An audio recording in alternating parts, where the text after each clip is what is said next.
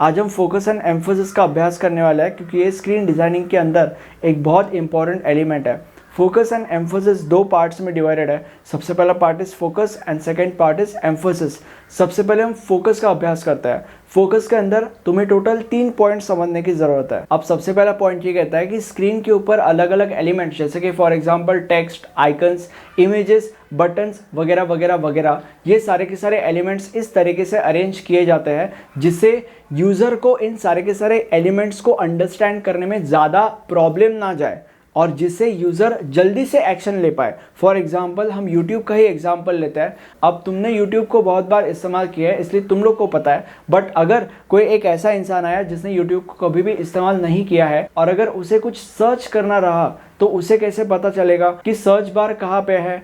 तो उसके लिए तुम लोगों ने ये ऑब्जर्व किया होगा कि YouTube के वेबसाइट के अंदर ऊपर सर्च बार होता है और वहाँ पे वाटरमार्क से सर्च लिखा जाता है जिससे एक अननोन यूजर को भी पता चले कि वहां से वो सर्च कर सकता है। अब मान लेते कि उस सर्च बार में उसने कुछ टाइप किया तो अब उसे कैसे पता चलेगा कि उसको कुछ दबाना भी पड़ेगा जिससे वो चीज़ सर्च हो। तो उसके लिए बाजू में एक सर्च आइकन भी दिया जाता है जिससे उसको ये पता चले कि भाई इसके ऊपर क्लिक करना पड़ता है जिससे वो सर्च कर सकता है। और पहले पॉइंट का ये बहुत ज़्यादा इफेक्टिव एग्जाम्पल है। दूसरा पॉइंट ये कहता है कि स्क्रीन के ऊपर ज़्यादा क्योस नहीं होना चाहिए। मतलब स्क्रीन के ऊपर बस वही एलिमेंट्स होने चाहिए जो यूज़र के गोल्स के साथ अलाइन करते हैं। जैसे कि फॉर एग्जांपल अगर तुम क्रोम खोलते हो तो तुम क्रोम क्यों खोलते हो? तुम्हारा गोल क्या होता है इसके पीछे? तुम्हारा बस एक ही गोल होता है विच इज़ कुछ सर्च करना।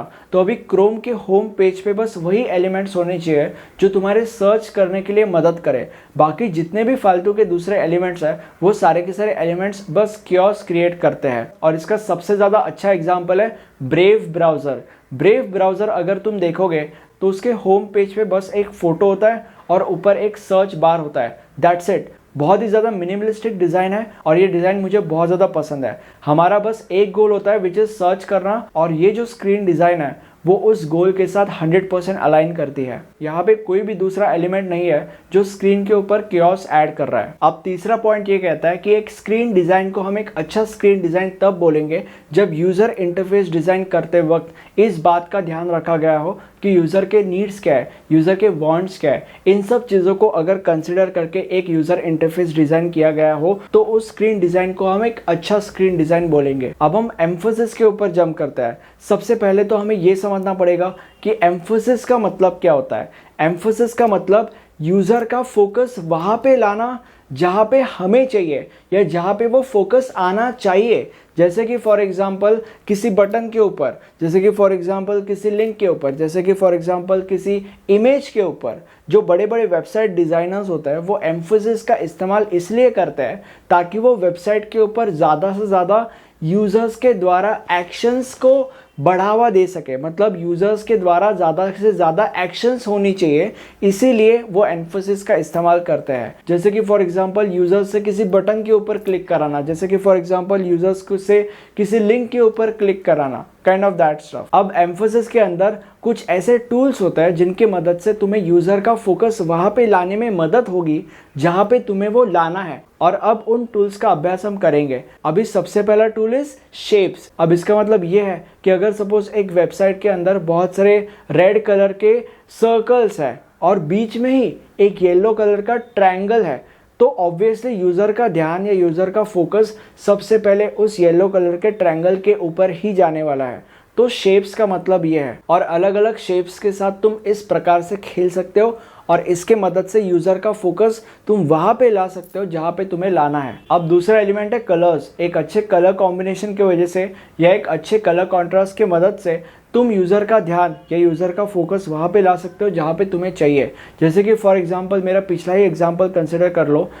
सारे के सारे रेड सर्कल्स और बीच में एक येलो कलर का ट्रायंगल। अगर तुमने ये सर्कल्स और ट्रायंगल्स को एक्सक्लूड भी कर दिया, बस सिर्फ और सिर्फ कलर्स है, ये कलर कॉम्बिनेशन है पूरा का पूरा रेड और बीच में छोटा सा येलो, तो ऑब्वियसली यूज़र का ध्यान सबसे पहले उस येलो के ऊपर ही पड़ने वाला है। अब अगर सपोज वो येलो कलर का बटन होता था जिसके अंदर ब्लैक कलर में कुछ लिखा होता था तो ऑब्वियसली यूज़र का ध्यान उस बटन के ऊपर सबसे पहले पड़ता था और यूज़र के उस बटन को दबाने के चांसेस बढ़ जाते थे। अब अगला एलिमेंट है लाइन। लाइन का इस्तेमाल वेबसाइट डिज़ाइनर्स तब करते हैं जब उन्हें यूज़र का फोकस किसी टेक्स्ट के ऊपर लाना हो, जैसे कि फॉर एग्जांपल अगर सपोज तुमने किसी वेबसाइट को खोला और ऊपर एक हॉरिजॉन्टल लाइन है और उस हॉरिजॉन्टल लाइन के ऊपर बड़े फॉन्ट्स में कुछ लिखा है, यानी कि बड़े अक्षरों में कुछ लिखा है, तो इसका मतलब उस वेबसाइट डिज़ाइनर को तुम्हारा जो फोकस है वो उन लिखे हुए शब्दों के ऊपर लाना है, ठीक है। इसीलिए उसने हॉरिजॉन्टल लाइंस का इस्तेमाल किया है। अब मुझे कमेंट सेक्शन में बताओ कि वीडियो कैसा लगा। ये हमारा प्लेलिस्ट है, इस प्लेलिस्ट में आपको इस सब्जेक्ट के बाकी के सारे वीडियोस मिल जाएंगे। Thank you for watching this video. Have a nice day. Bye bye.